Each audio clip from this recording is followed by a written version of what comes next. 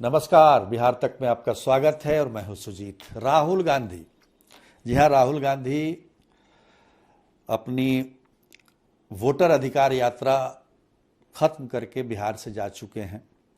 आज के अखबारों में उनके हाइड्रोजन बम की चर्चा है कि क्या वो उस बम में क्या होगा। एटम बम तो देख ही चुके हैं लोग। लेकिन दूसरी तरफ तेजस्वी यादव आधी रात को पटना के गंगा पथ पर तमाम इन्फ्लुएंसर के साथ रील बना रहे हैं। हालांकि उनका कहना है कि वो अपने भांजे के साथ घूमने गए थे, वहाँ ये लोग मिल गए और उन्होंने एक डांस का स्टेप भी किया, ठुमके भी लगाए।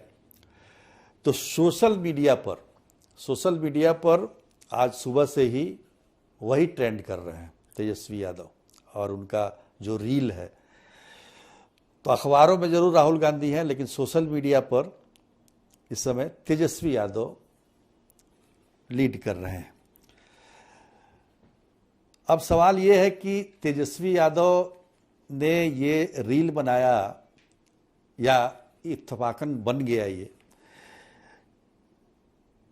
इसके पीछे जो है क्या वजह हो सकती है? क्या ये जानबूझ के बनाया गया कि भाई हम क्यों पीछे रहें? सोशल मीडिया है ना, सोशल मीडिया तो सारे मीडिया को मात कर रहा है आजकल। तो इसके लिए हमको पिछले 16 दिन की जो वोटर अधिकार यात्रा हुई उस पर जाना पड़ेगा। देखिए, शुरुआत से ही तेजस्वी यादव ने राहुल गांधी को देश के भावी प्रधानमंत्री के रूप में प्रोजेक्ट किया। हर बार वो बोलते रहे कि राहुल गांधी ही देश के भविष्य हैं और तमाम तरह की बातें की। लेकिन राहुल गांधी ने एक बार भी तेजस्वी यादव को बिहार के मुख्यमंत्री के चेहरे के तौर पर भी पेश नहीं किया। ये कोशिश आखिरी तक चलती रही, यहाँ तक कि जब आरा में आखिरी पड़ाव था, मतलब हालांकि ख़त्म तो पटना में हुई है यात्रा, लेकिन आरा तक जो यात्रा हुई आखिरी दिन, उस दिन तेजस्वी यादव ने खुद ही अपने आप को भावी सीएम के तौर पर प्रोजेक्ट किया और कहा कि आपको डुप्लीकेट सीएम चाहिए कि ओरिजिनल। और इस बात को उन्होंने पटना में हुए मार्च में के बाद जो सभा हुई उसमें भी दोहराया। तो ये कहीं ना कहीं ये मलाल जरूर है दोनों पार्टियों में, खासतौर पर आरजेडी में। देखिए, आरजेडी के कार्यकर्ता नेता जो सोच रहे हैं वो गलत नहीं सोच रहे हैं। 2020 में यही गठबंधन चुनाव लड़ा था और तेजस्वी यादव को मुख्यमंत्री का चेहरा घोषित किया गया था। लेकिन ऐसा क्या हुआ कि इस बार कांग्रेस को आपत्ति कह रहे या दुविधा है कि तेजस्वी यादव को चेहरे के तौर पर घोषित नहीं किया जाए। हालांकि सब जानते हैं कि चेहरा वही है, लेकिन घोषणा करने में क्या दिक्कत है ये समझ से परे है।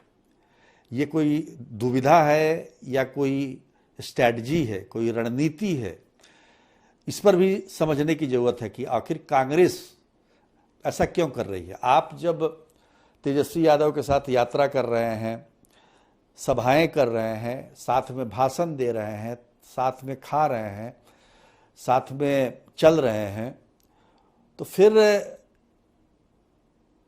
मुख्यमंत्री का उम्मीदवार घोषित करने में क्या दिक्कत है?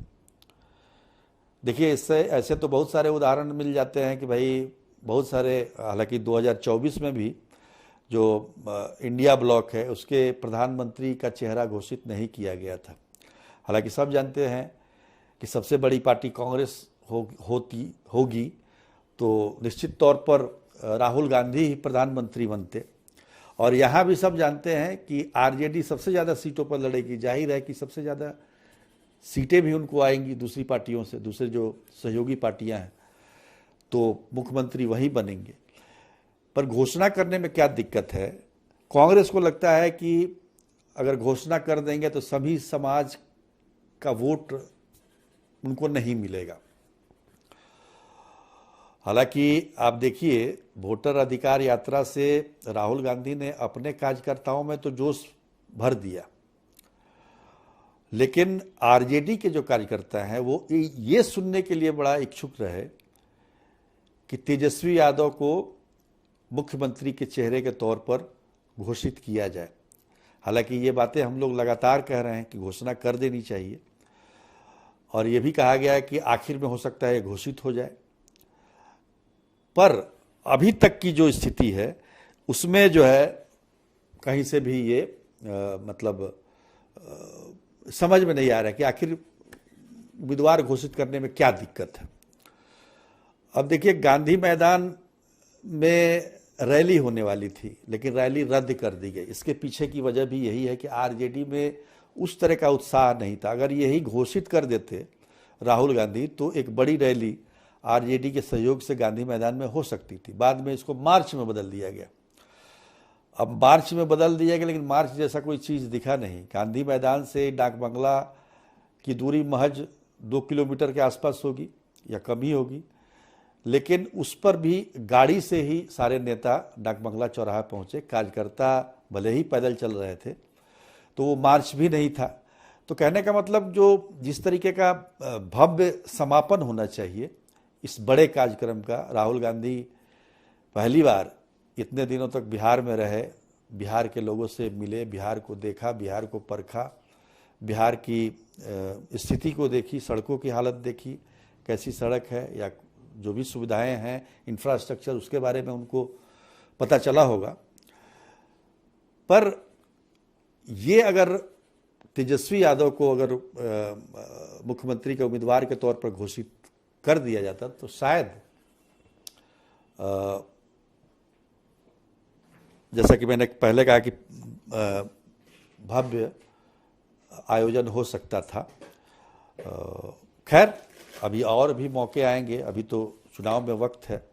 हो सकता है चुनाव से ठीक पहले तेजस्वी यादव को मुख्यमंत्री का उम्मीदवार घोषित कर दिया जाए।